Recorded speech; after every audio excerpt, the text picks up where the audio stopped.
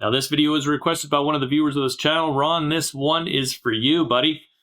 We are going to take and compare General Hydroponics pH up solution. You can see the solution in the back is blue versus one that I've made myself with potassium carbonate. You can see that one as well. It's clear. So to do this test, I'm going to use my AB pails, and I'm going to take and we'll first pH down with just acid.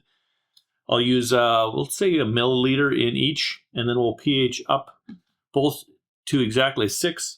One I'm going to be using the General Hydroponic solution. The other one I'm going to be using the homemade stuff. So these pails have already been cleaned out. You can see the cups are in there. This has been soaking in a hydrogen peroxide solution for the last 3 days. So this is ready to plant and get all set up for this experiment. Now I'm not going to be doing anything fancy for the mix in this one. I'm just going to go with exactly what Master Blend suggests for 3 gallons. So that's the nutrient solution that's going to go in there. I will put it up in Hydro Buddy as well for those of you that are curious to know exactly what that ends up being for parts per million. And for those curious, that's 6.9 grams of the Master Blend, 4.3 grams of Epsom salt or magnesium sulfate, and another 6.9 grams of calcium nitrate to each. All right, next we're going to put 1 milliliter or 1 cc of acid into each one. So time to check the resulting pH here.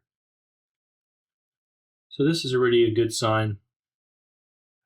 And it looks like we're starting at 4.4. And it looks like 4.47 on the other pail.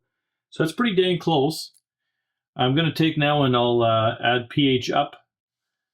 And we'll get these up both to 6 before we plant anything. Okay, so the homemade pH up is in the B pail at 6.11. The A pail got the General Hydroponics solution.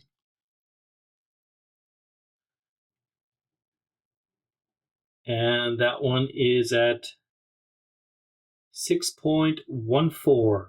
I don't know if I can get it any closer than that. I'm pretty happy with those results. So that's where the experiment's going to start.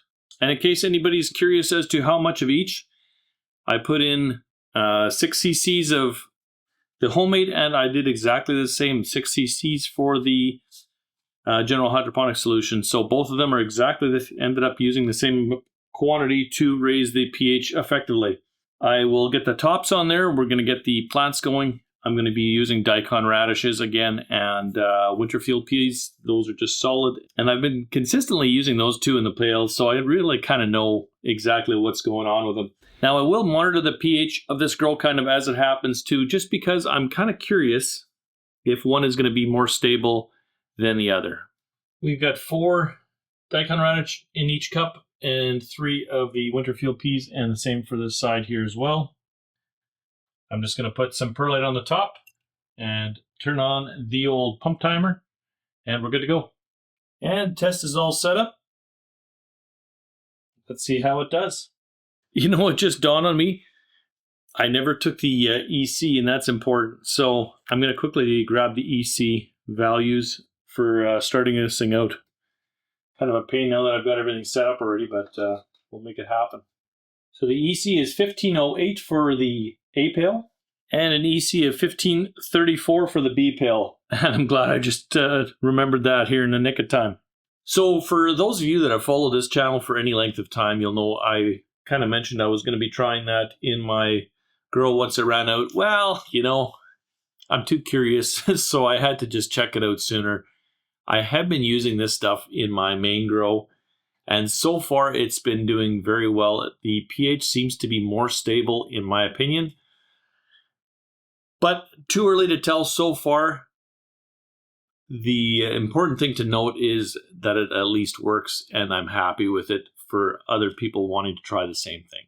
All right, so I got 3 that germinated in there, and it looks like 4 on that side.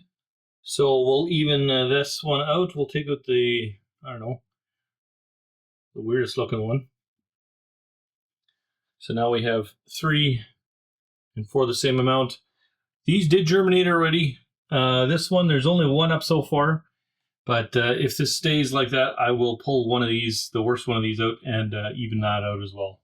As you can see, the plants are all up and doing well. There is a second one that might be tough to see in the video that did actually come up there. So they all have the same amount of plants. Oh, look at that. I just didn't see that one before. So I'm going to yank that one out today. But the reason why I'm kind of checking in here today is to just check the pH of both and see if there's been any changes so far. So Pale A is actually just a little bit on the high side. I've got a pH of 6.65 is where it stopped at. And the pH of Pale B is 6.58. So both are a tiny little bit high. I might give them just give them a drop or two of acid just to get the pH down a hair. Yeah, I'm going to do that. I'm going to try to pH them down and get them back to around 6. And for those of you that ever need to do this, and just in small quantities like that, that's only 3 gallons of growing solution.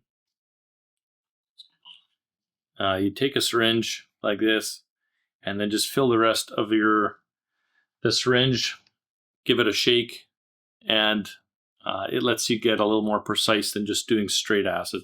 Okay, so after about a cc of pH down, and that's actually like a cc of pH down, it took that whole syringe. I've got it to 6.09. I'm happy with that. And the B Pale, we're going to have to do about the same, it looks like.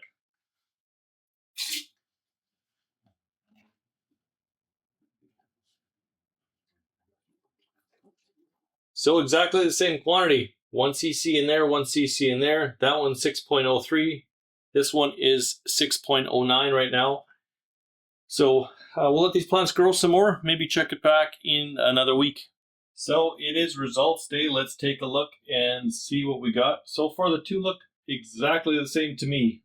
You know what the plus side of doing these experiments and that taking like 4 weeks to grow? I get to be just as surprised as you guys are today because I've totally forgotten which one's what. Let's see if we can take a quick peek on the roots in the A side. We can. So that's what it looks like beforehand. And we'll do the same with the B side.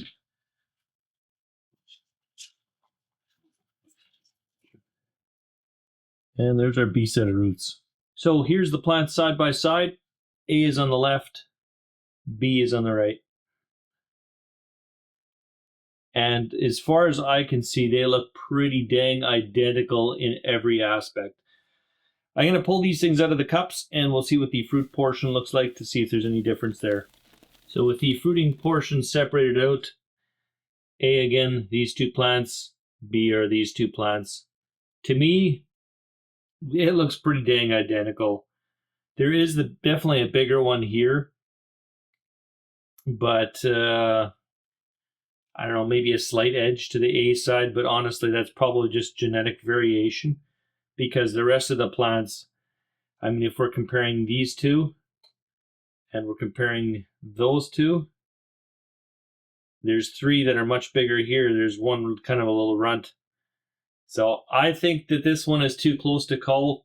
I would call this test completely even. Same with the greens. They all look like exactly the same. I can't tell any difference. Go ahead and pull these peas out. Maybe that'll show us if there's some kind of variation there. Okay, so here's a look at our peas. A again on this side, B is on this side. And to me, the roots and everything looks very, very similar. There might be a slightly larger plant on the left on this one. But again, that could be just genetic variation. There is 2 plants there. And there is 2 plants there. I don't know, kind of too close to call for me. I might say this plant has a slight advantage or it looks a little bit better, but again, that could just be genetic variation. I would say this test, the 2 I would consider equal. I guess the only thing that we kind of have left to take a look at is the EC of the 2 solutions to see if one is better, closer, or more stable from start to stop versus the other, and the nutrient uptake. So let's get those readings and then we'll compare the start and end results there. So the ending EC in the A pail is 1203, and the ending EC in the B pail is 1124. And the final pH for the A pail is 6.63, and the final pH for the B pail is 6.78. And there's the bottom of the A pail, nice and clean, nothing schmutzy in there. And there's the bottom of the B pail, looks exactly the same. And here are the results. I just finished plugging everything in. This is referencing HydroBuddy, so you know what ppm of the nutrients actually end up working out to be. And we can see in the A pail it took an EC change of 0.305, and in the B pail it was 0.41. So the B pail did take more nutrients up than the A pail.